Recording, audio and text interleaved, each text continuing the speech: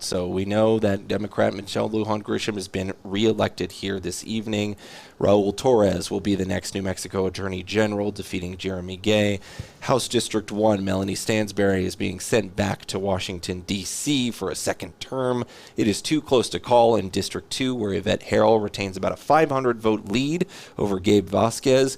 Teresa Leger Fernandez beats Alexis Martinez Johnson again in rematch 2022 after a 2020 battle between these two candidates. Legend Fernandez going back for a second term, and you just saw the vote count updated there a little bit.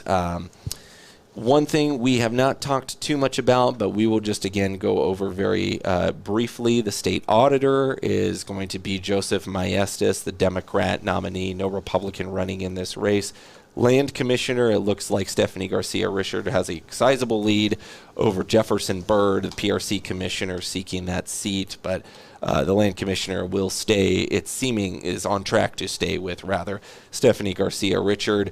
Looking in the metro area, the Bernalillo County Sheriff John Allen is on pace to be the Bernalillo County Sheriff. This race has not been called in our system here yet, but it appears he has quite a lead over Paul Pacheco here, the Republican candidate, and Kalen Dreyer, the Libertarian candidate as well.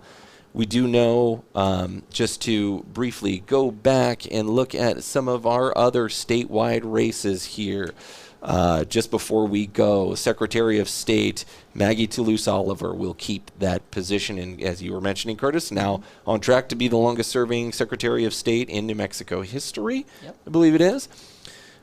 We did get to these race for Attorney General. We are looking now as well, the state auditor's race. We did cover that as well. The one we didn't mention here yet, the state treasurer, it appears Laura Montoya, the Democrat from Sandoval County, will be the next state treasurer. She is on track to keep that position here. So out of all those statewide races tonight, Democrats seemingly have taken each one of them, if I'm correct. I'm not forgetting any of those. I think that sounds right. So. And of course, we had our 3 constitutional amendment questions.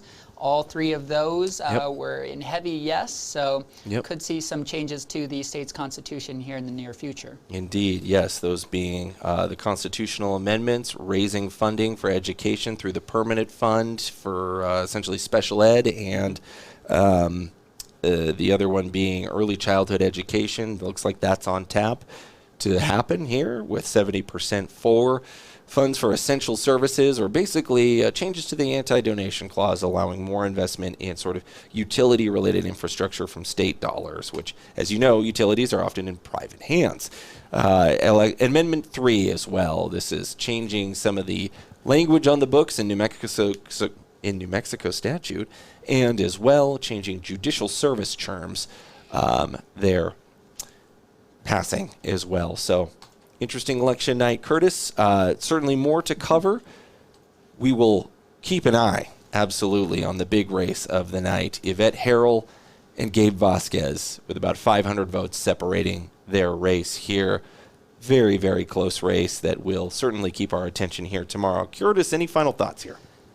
No, it was a pleasure to be able to cover this election from start to finish. It's been a long road to the election. I know we in the news industry feel that way. I'm sure the candidates do as well. And you at home probably also feel like it's been a long time coming, but we made it through election night coverage. Now all that's left is to kind of dissect for the days ahead of us what happened, break down some of the key movements and votes, and we'll move on and keep going with our lives here in New Mexico. Absolutely. Well, we appreciate you, the viewer, joining us here online. All 60 of you left here on our live stream. We are going to wrap things up here at 11:21, nearing 4 hours of coverage straight for us online. We appreciate you watching. We hope it was informative.